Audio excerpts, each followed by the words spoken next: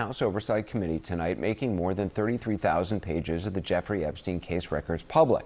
CNN has them. We've been going through them as we speak. So far, we've determined that they contain flight logs and court filings and surveillance footage. Now, there's reason to believe these are the materials the panel received from the Justice Department a little more than a week ago, which you'll remember Democratic Committee member Ro Khanna said was just a fraction of what the DOJ actually has.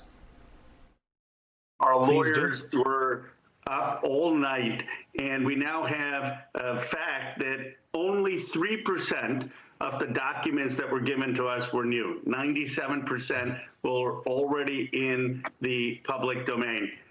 And less than 1% of the Epstein files have actually been released. This comes with the House back from a 5-week recess, and Congressman Kallana, along with committee Republican Thomas Massie, starting to gather signatures to force a floor vote compelling the DOJ to release all the Epstein files it has. Now, in addition, some of the women who survived Epstein's abuses spoke to lawmakers today and plan to hold a press conference tomorrow. We'll hear more from them in a moment. We begin our coverage at the Capitol with CNN's Manu Raju. So what more are you learning about these documents and whether any of them contain actually new information? You know, Anderson, we are still going through it. I mean, there's a huge amount of records here, 33,000 pages. But in our initial review of this, it appears that a lot of this is information that has already been public or has been publicized in other ways. Court filings, some surveillance footage from some information relating to depositions and the like that have come out in various other settings. So it's unclear at the moment just how new this information is. But this comes as the Speaker of the House, Mike Johnson, and other top Republicans, and including in the White House, have been trying to stop this effort, this bipartisan effort to force a vote calling for the release of all of the Epstein files. That is an effort that is being led by, as you noted, Congressman Thomas Massie and Congressman Ro Khanna. They are trying to circumvent Republican leadership and get the support of a majority of the House to force a vote on their bill calling for the release of these documents. And I caught up with some members in the aftermath of the release of these documents, including Congressman Massie. And I asked them whether or not they will continue to support this effort to vote on this bill, or whether or not they are satisfied with the information that was just released. It's like only 1% of what they possess. And 97% of it's already been released. I'm afraid this is going to be like Pam Bondi's binders.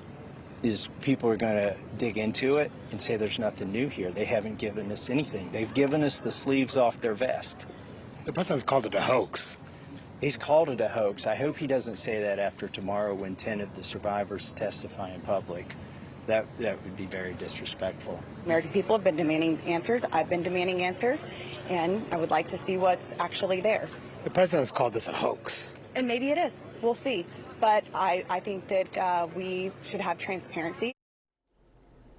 And that Congressman Boebert, is siding with Thomas Massie and trying to call for the release of these documents by supporting that legislation. In order for Thomas Massie to move forward and actually force a vote on the full House, and there needs to be 6 total Republicans who will sign on to this effort. Already about a handful have. So he still has work to go, because some other Republicans who have previously indicated they will back this plan told me tonight, Anderson, that they're not sure if they would in the aftermath of the release of these documents. But tomorrow, Massie indicated there he believes something will change the dynamic. That's when he will have a press conference with 10 of the victims from Epstein's sex trafficking ring will join him for this news conference on Capitol Hill tomorrow morning. Those same victims meeting behind closed doors with House Oversight Committee members earlier today. But Massie thinks that could propel some Republicans to vote with him on his plan.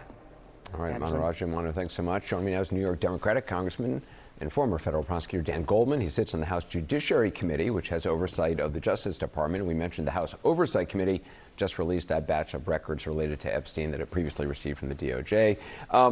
Congressman, do you think, it seems like there's nothing really new in these so far.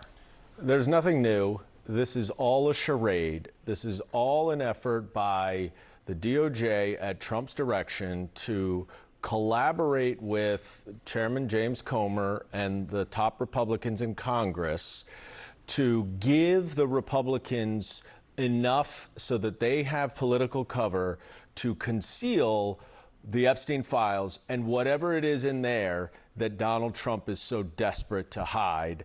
after he was so desperate for it to be released. I heard there are some Republican congressmen who are saying, well, look, what Massie and Conner are trying to do is going to, it's going to release all this information without redacting information about victims, and that's inappropriate. That's complete bogus. First of all, we know that the FBI spent hundreds or thousands of hours going through all of these materials back in March and April when there was a house on fire to get them out, and they had to be reviewed and redacted. So I believe they're already redacted for the victim's information. What is interesting, though, is you would not ordinarily redact other associates or other potential unindicted co-conspirators or accomplices if you are releasing those. And the interesting thing for me is, are they releasing witness testimony, witness statements, not the grand jury testimony, but when the witnesses and the victims came in and met with the FBI and prosecutors and they went through their stories? That's all written in FBI 302s. That's all going to be there. That, to me, is where the most important information would be, as well as potential video, recordings if Epstein did take any. And there's no sign of those being released. And that's where Donald Trump's name would be. If his name is going to be in there, it almost certainly would be in the witness statements of the victims and others. What did you make of Todd Blanche's interview with Ghislaine Maxwell? It's embarrassing for him. It's absolutely humiliating. When you meet, and I was a prosecutor for 10 years, many of those with Todd Blanche, when you meet with any kind of defendant who is interested in cooperating, the first thing you do is you say, tell me what you did. Normally you do it before trial, and so they have to admit and confess to what they did in relation to that crime and other crimes. She actually said she did nothing wrong. And this is after she's been convicted by a jury. It's been upheld by the appellate court. And it was Todd Blanche's DOJ that convicted her. In an ordinary course, if you come in, and that would be the first question, which it wasn't in this, and she says, no, I didn't do anything wrong,